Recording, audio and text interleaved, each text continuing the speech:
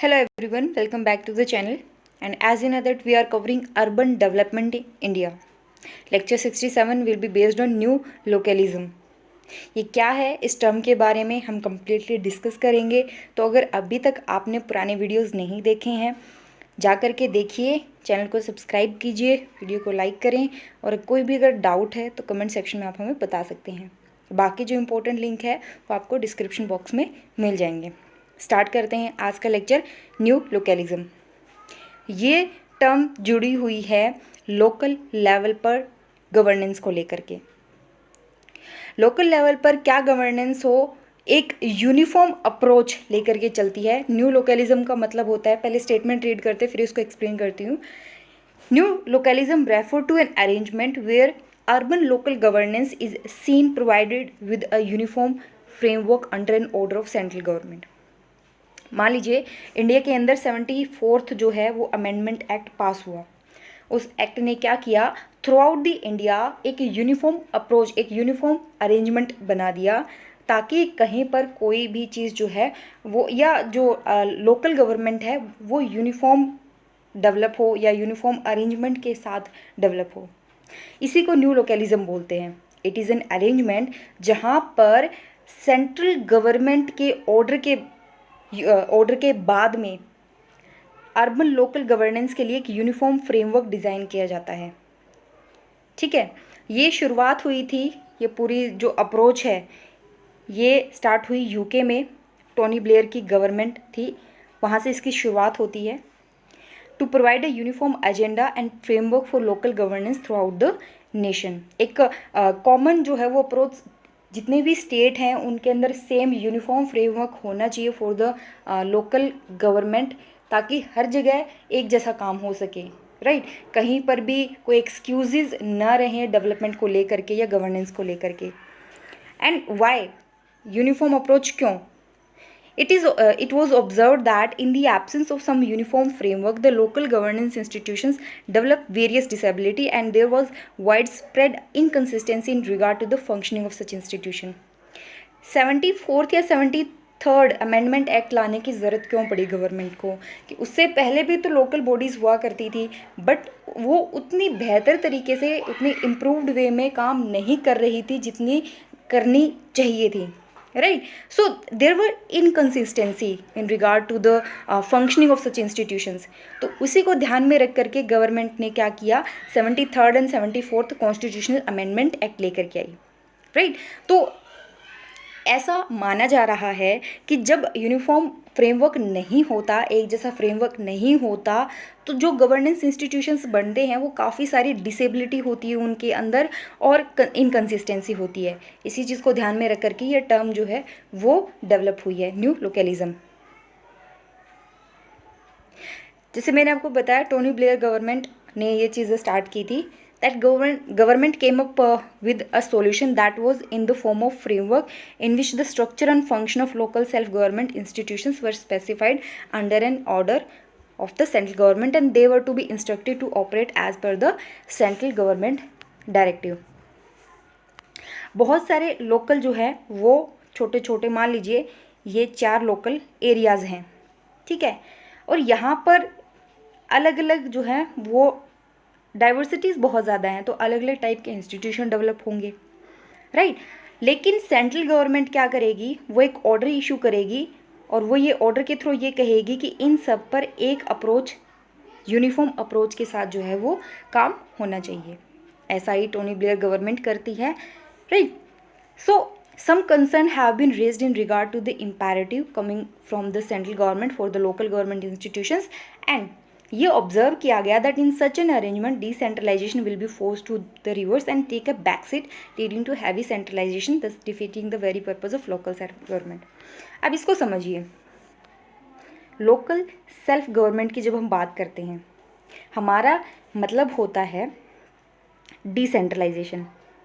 ठीक है, अब हमने क्या किया, डिसेंट्रलाइजेशन से हमारा मतलब है कि हमने सेंट्रल गवर्नमेंट के हाथों से पावर ले करके किसको दे दी, लोकल गवर्नमेंट को दे दी। राइट, और न्यू लोकलिज्म क्या कह रहा है कि लोकल गवर्नमेंट का स्ट्रक्चर कैसा होगा, ये डिसाइड कौन कर रहा है, ये सेंट्रल गवर्नमेंट डिसाइड कर रही है।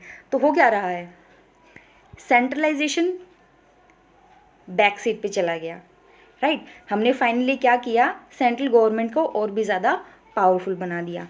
यही कंसर्न है कि फाइनली डिसेंट्रलाइजेशन के लिए तो लोकल गवर्नमेंट बनाई गई थी, लेकिन हमने न्यू लोकलिज्म में क्या किया कि सेंट्रल गवर्नमेंट डायरेक्टिव दे रही या डायरेक्ट कर रही उनको कि कैसी स्ट्रक्चर होनी चाहिए, कैसे उनको काम करना है, कैसे अरेंजमेंट होगा। अगर सब कुछ सेंट्रल गवर्नमेंट ही डिसाइड करेगी तो लोकल गवर्नमेंट के पास क्या रह जाएगा, तो फिर वो सेल्फ गवर्नमेंट कैसे होगी, राइट। और यही जो है इनका कंसर्न है। ये पूरा पैरा जो है वो यही बात कहता है कि decentralization will be forced to the reverse and take a back seat. इससे क्या होगा, सेंट्रलाइजेशन होगा और जो बेसिक पर्पस रहा लोकल सेल्फ गवर्नमेंट का वो डिफीट हो जाएगा। आगे बात करते हैं, लेकिन कुछ अच्छी प्रैक्टिसेस भी हैं जो न्यू लोकलिज्म की वजह से काफ़ी अच्छे एग्जाम्पल भी हमारे सामने आए हैं। और ये ज़रूरी है, हम जब पढ़ते हैं किसी चीज़ के बारे में, खास करके जब हम बात कर रहे हैं पब्लिक एडमिनिस्ट्रेशन की, तो हमें ये ध्यान रखना चाहिए कि अगर कोई नई चीज़ इम्प्लीमेंट की गई है, अगर कंसर्न है, नो डाउट कंसर्न है, बट उसके कुछ पॉजिटिव इम्पैक्ट भी हमें देखने को मिलेंगे। तो ऑब्वियसली न्यू लोकलिज्म की कुछ गुड प्रैक्टिसेस भी हैं, right.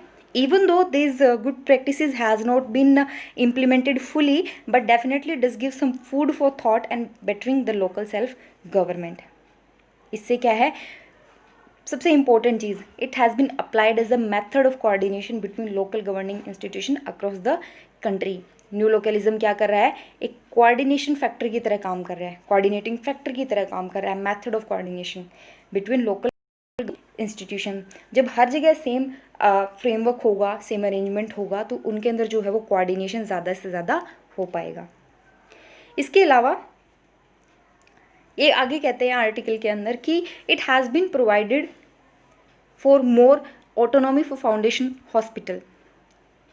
It has provided for a structural framework where service provider in a local region coordinate with one another while execute their scheme. हमने अभी बात की कोऑर्डिनेशन इंश्योर होता है। मान लीजिए कि किसी लोकल रीजन के अंदर कोई सर्विस प्रोवाइडर है, वो इस पर्टिकुलर रीजन के अंदर अगर कोई सर्विस प्रोवाइडर है, वो दूसरे रीजन के सर्विस प्रोवाइडर से इजीली कम्युनिकेट कर पाएगा। जब वो अपनी स्कीम्स को एग्जीक्यूट कर पाएगा तो इन दोनों के बीच में जो कोऑर्डिनेशन है वो और भी ज़्यादा बेहतर होगा, इम्प्रूव्ड होगा। It has provided for a more comprehensive development at local area as financial management has been became more active with better forced relation with the centre. We know that local government are dependent on central and state government for finance.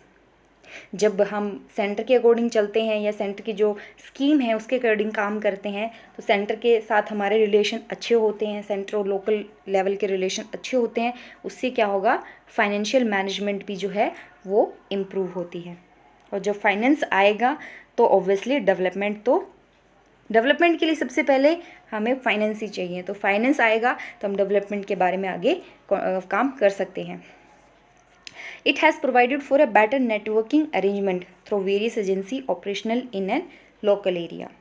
Networking arrangement ये होता है किसी particular reason के अंदर जितनी भी agencies काम कर रही हैं, ठीक है, वो एक प्रॉपर नेटवर्क जो है न्यू लोकलिज्म की वजह से वो डेवलप हो पाएगा।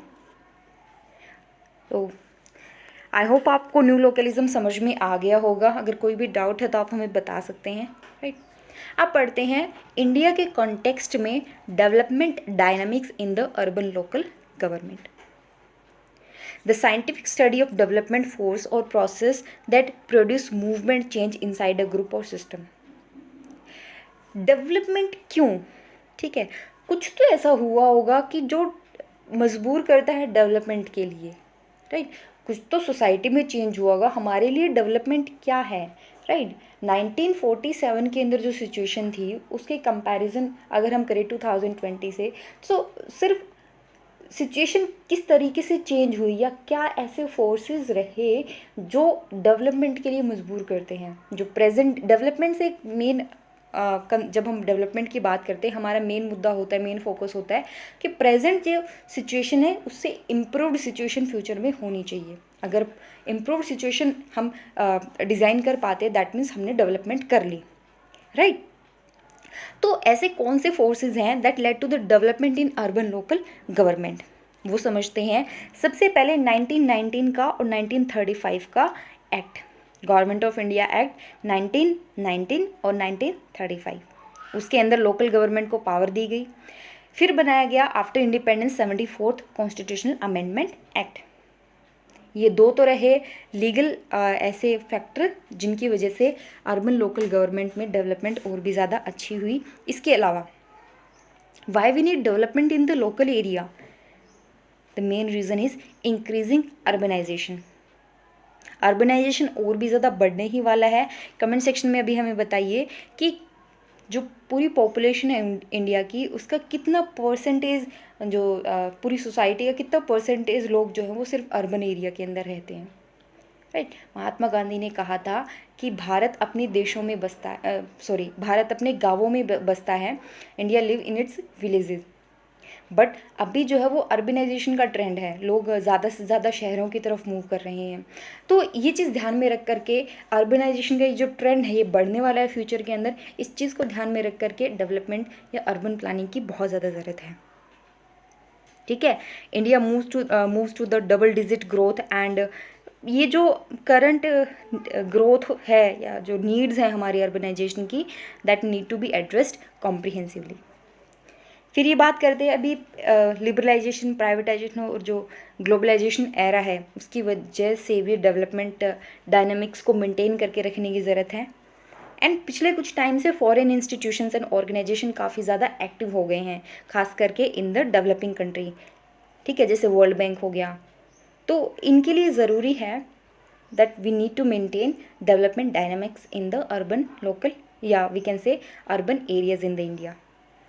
फिर बात करते हैं टेक्नोलॉजिकल एडवांसेस की, like e governance. Digital era है और अगर हमने टेक्नोलॉजी के साथ अपडेटेड हम नहीं रहे तो फिर हम इस रेस के अंदर पिछड़ जाएंगे।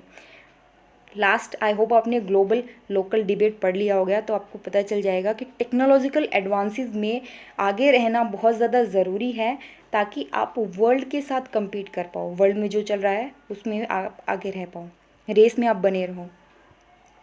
फिर बात करते हैं increasing participation of people through the works of NGO and NPO. ठीक है, voluntary organization and civil society, लोग ज़्यादा से ज़्यादा पार्टिसिपेट कर रहे हैं गवर्नेंस के अंदर, तो उससे भी क्या है लोगों में अवेयरनेस आ रही है, वो भी ज़्यादा डिमांड कर रहे हैं पब्लिक सर्विस जो है वो और भी ज़्यादा अच्छी होनी चाहिए और development is one of them, right. तो इन सारे फैक्टर की वजह से ही हम डेवलपमेंट चाहते हैं इन द अर्बन एरियाज़। इसी के साथ लेक्चर ख़त्म करते हैं। आई होप आपको अच्छा लगा होगा लेक्चर। कमेंट करके हमें बताइए। जल्दी मिलते हैं।